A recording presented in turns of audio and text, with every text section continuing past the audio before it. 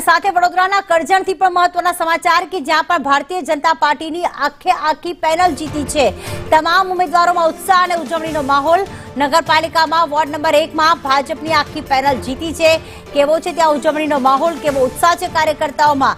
કુણાલ માહિતી આપવા માટે જોડાઈ ગયા છે। જી કુણાલ।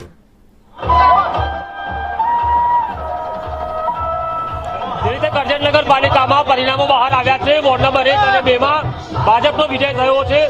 અક્ષય પટેલ કે જેઓ ધારાસભ્ય છે તેઓ આવ્યા છે। વોર્ડ 1 ની 3 ની જવાબદારી તેમની હતી। ત્યાં ડીજેના તાલે લોકો અહીંયા હાલ ઝૂમી રહ્યા છે। ભાજપનો અહીંયા વિજય થયો છે। અક્ષયભાઈ, વોર્ડ નંબર 2 માં અક્ષયભાઈ વોર્ડ 2 માં ટોટલ 8 ઉમેદવારો જીત્યા ભાજપના। 8 ઉમેદવારો સ્પષ્ટ બહુમતીથી જીત્યા છે અને આવનાર ત્રીજા વોર્ડની ગણતરી છે એમાં પણ ભારતીય જનતા પાર્ટી જીતવાની ખુશીનો માહોલ છે અહીંયા। આજે પબ્લિકનો ઉત્સાહ અને ઉમંગ જોતા ભારતીય જનતા પાર્ટીના તમામ ઉમેદવારો જીતશે।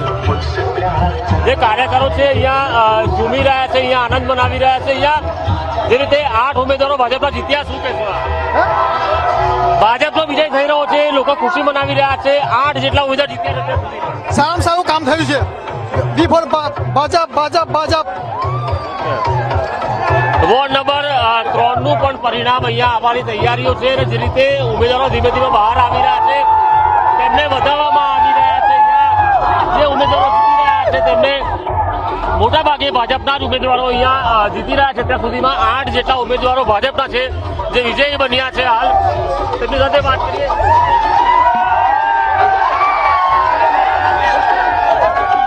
કયા વોર્ડ નંબરમાંથી જીત્યા?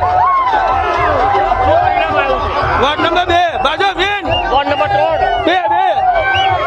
વોર્ડ નંબર 2 ના ભાજપના ઉમેદવાર છે તેઓ અહીંયા બહાર આવ્યા છે, વિજય થયા છે। એટલે કે કુલ 8 ઉમેદવારો 28 માંથી 8 ઉમેદવારો ભાજપના જીત્યા છે। વોર્ડ નંબર 3 ની ગણતરી ચાલી રહી છે અને હવે જેમ જેમ પરિણામ આવે છે ભાજપના કાર્યકરો ખુશાલ